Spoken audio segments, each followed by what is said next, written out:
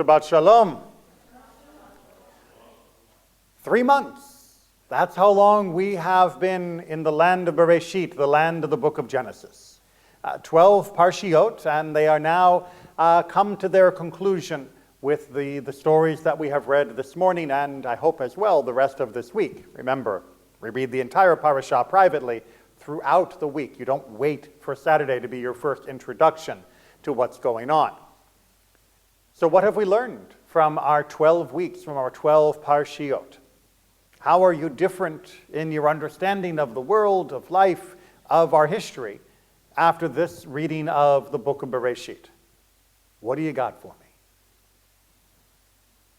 me? Judaism is not meant to be a passive experience. It's okay, even if you repeat something you might have heard from me, that's fine too. But we are meant to be gaining each time we roll through these different stories more and more in us. It helps widen our perspective and deepen our understanding and commitment.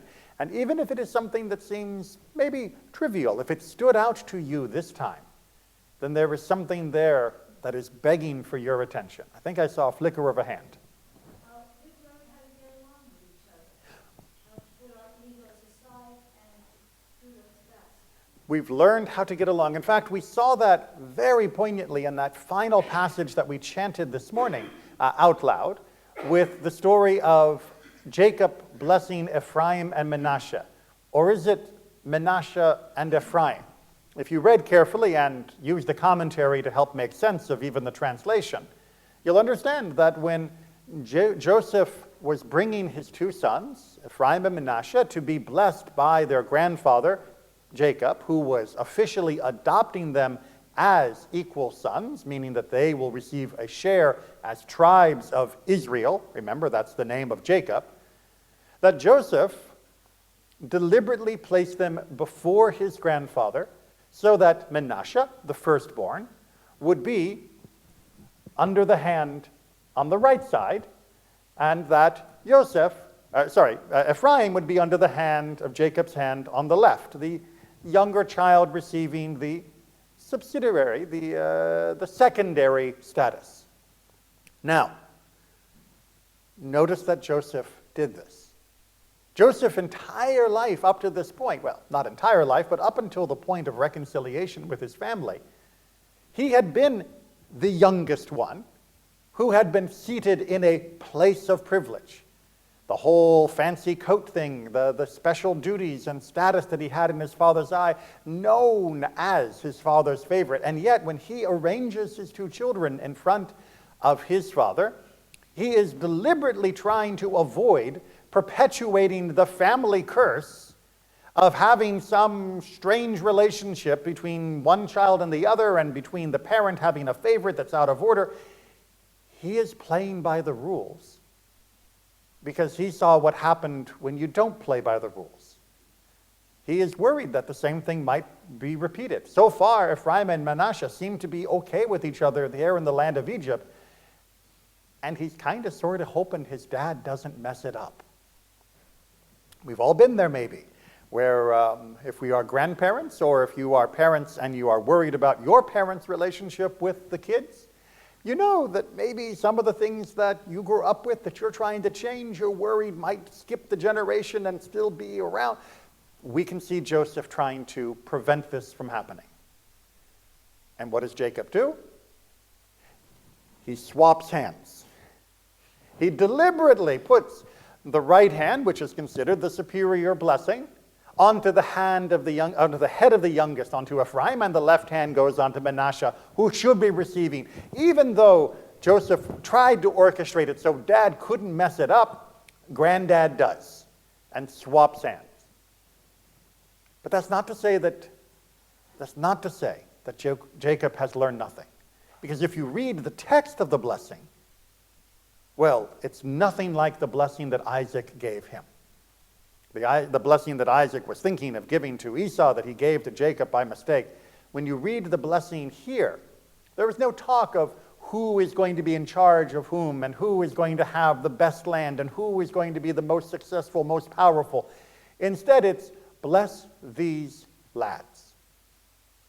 And there is no differentiation in the blessing being given. So what's up with the hand crossing? Well, Jacob is tuned in to the Neviut, to the prophecy of what will come. And he can see that in the long term, yes, Ephraim will be more successful as a tribe than Manasseh will be. And so he is acknowledging that with his hands, but in his own words, in his own blessing, he is keeping them equal. So Jacob has learned not to stir the pot, but he's also learned he has to acknowledge that history is going to work out a certain way between these two tribes, and Ephraim will grow to be the more powerful of the two. It is a beautiful and insightful compromise that Jacob comes to, and a slight reprimand to his son Joseph that no, we can't make everything perfectly equal because there are going to be, well, things that are uneven in the destinies of these different tribes. So, Ephraim and Manasseh, their reaction? They're chill. They're okay with this. They do not seem to have the same worry of what their father is worried about. They seem to be okay with the fact that Grandpa is swapping hands back and forth. Whatever Zadie does, yeah, it's okay. We're still brothers. We're still on the same page. And perhaps having grown up, maybe, with stories of Joseph telling of his youth, when he was only 17 and had all the trouble with his brothers, maybe they had learned to avoid the pitfalls of their uncles. That they were not going to ever get into a fight with each other such that either one of them would think of doing to the other what their uncles had done to their father. We can learn. We can improve. This reconciliation, this being together, is the linchpin of the entire book of Bereshit, as we have been talking about for 12 weeks. I know it may feel like I have belabored this point, but it is essential. Because without the work of the book of Genesis, we don't get to the book of Shemot. Exodus doesn't happen. I don't mean that we would have been slaves forever, perhaps not. But the purpose of Exodus doesn't happen. Because what is the purpose of Exodus? We often just trivialize it, if that's the right word. We minimize it. It's probably better. That the purpose of the book of Exodus is to try and talk about how we left Egypt. We were slaves, and then we are free, right? Avadim hayinu v'ata b'nei horim, right? We sing this at our Seder. We celebrate our liberation. But we don't understand, or at least we don't remind ourselves enough, that the point of the Exodus, the point of the whole next book of the Bible, is not just how to get out of Egypt and be free. What is the point of the book we are about to begin next week?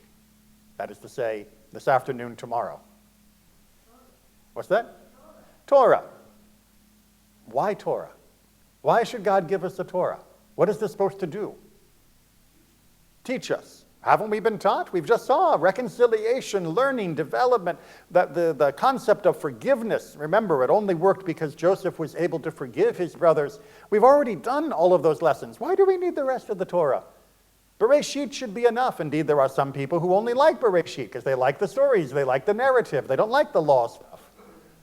What possible addition is Torah giving us? Why would we need the Torah when we have Bereshit? And I think, yes.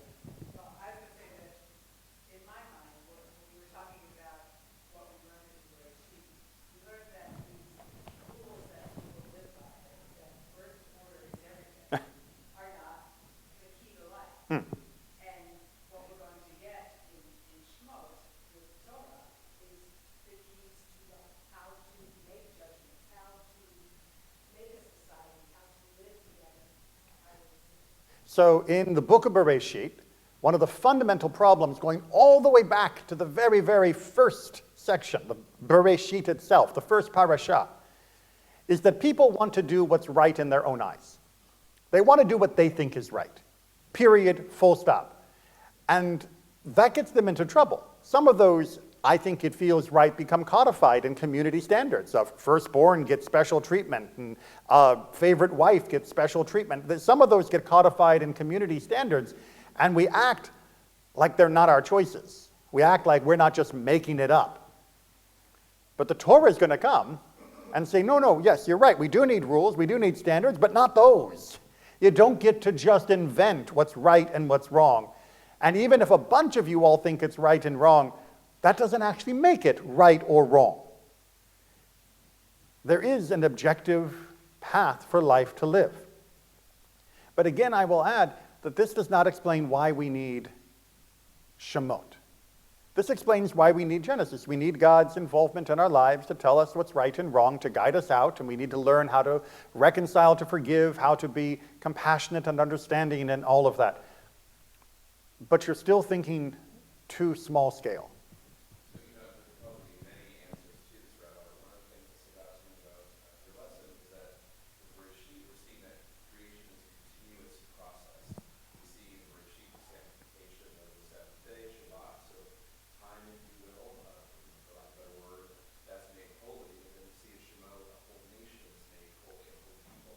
And thereafter, we see a place, the Mishkan, and the temple is made holy as well. So we see the sequence of the great Shabbat, if you will, and the nation being made holy. So that's sanctification. So we are moving from that moment of creation all the way towards this moment of national realization. And that is something that we couldn't have done without Torah. Remember, please, or go back and check the videos if you want to review some of the sermons, one of the fundamental things that Genesis is answering for us is, how is God trying to make the world actually work? Because all of the natural creation stuff, the sun, the moon, the stars, that was easy. It's getting people to actually follow the right path in life, getting people to live the right way. That's the challenge. And we have scratched off the idea of global catastrophe as a teaching method, and we have focused our fire on trying to develop a family.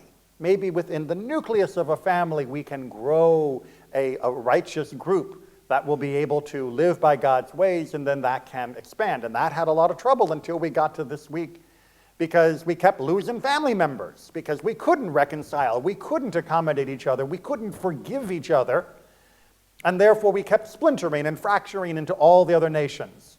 Which is why that blessing for Avraham, when he picked up that hay of being the father of many nations, is actually a bit of a curse.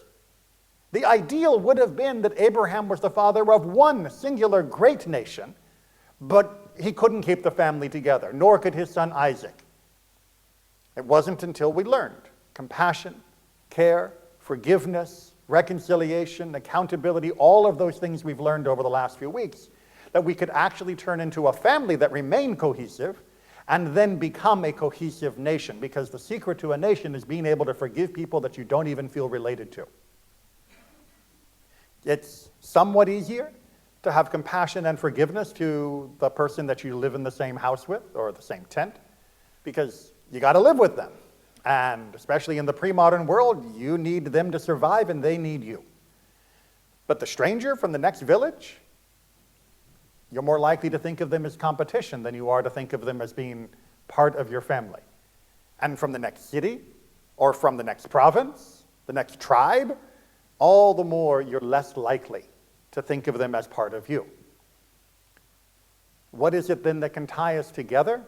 Now that we have reached this moment of at least familial reconciliation and endurance, is a shared understanding and path towards God.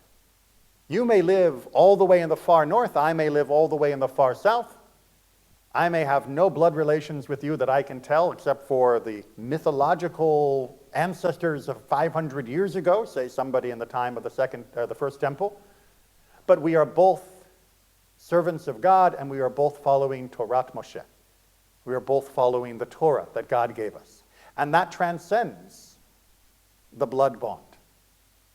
That unites us in our journey towards being right and good people, and to reach out to each other in support of that, and to limit ourselves to prevent our betrayal of that in ways that allow our nation to form. Without being able to extend that same compassion, forgiveness, reconciliation, and understanding, because we trust that the other people are on the same page or scroll as we are, and that they are working towards that same ideal because of our shared understanding of our place within the universe and our place within our own national history, there could be no Jewish people. And without a Jewish people, then this whole project that began with Lech Lecha, where God said, I'm going to work on a family first, would have been stillborn. Because the point wasn't to make one good family. The point is, Bereshit bara, is about the creation that we see up here at the beginning, which is God is going to work with this one family to see if he can get that to gel, because once that gels, he can move it on to a national scene.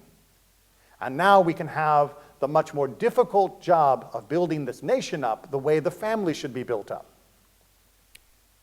And then what's next? Global domination. Sorry, that's what other people call, but what's next? What's next is that Judaism, the ideals, the principles, the purpose that God has created us for, will be shown outwards from our people, from our nation, so that the rest of the world can be illuminated by it. That's still ongoing. We're still working on that. To be honest, sometimes I wake up and I think we're still really struggling with the whole national cohesion project, and that's definitely been a problem for many, many thousands of years. But we have to understand that this is the project. Creation was formed in order that there could be this tapestry upon which each human life would be a thread and weave in a way that would eventually create harmony and beauty and justice and peace and love and all of the other things that God is wishing for us and all of humanity by our choices, but those choices would be guided, reinforced, and strengthened in the direction of what is right and away from whatever we feel like in a given moment through the example of, well, first, the family that we have been with for the last few parshiot, and then through the nation that we are meant to represent, and then through our understanding, connection, and love of everybody on the face of the world, so that they too will be built up and reinforced in their understanding of God's ways. Not to be Jewish, not that everybody has to be Jewish, but that so everybody will know that they are loved by God and that there is a path they can walk that will take them, their families, and all of us away from suffering, away from the struggle and pain that has been the constant companion of humanity for 10,000 years. This is why God gave us the Torah. This is what Bereshit has been pointing to and is what Exodus is about to begin. So when you open up that next book, that next section, realize it's not just a story of how some people got out of slavery. It is that, but not just that. This is the beginning of the true nucleus of what God is trying to build out of in order that the entire world can be redeemed. So that that redemption of our people from Pharaoh becomes the template of redemption of all people, from all tyrants, from all exploiters, from all suffering, from all pain. That caused by the high and mighty and that caused by just each other. This is the point. God didn't give us Torah just so that we could have nice stories to share or a prelude to a beautiful Kiddush luncheon. Thank you to our volunteers. He gave it because this is the only way to get humanity to move in the right direction for its own sake. Read it with that in mind. And we'll come back at the end of the book of Shemot and I'll ask you again, so what'd you learn? Shabbat Shalom.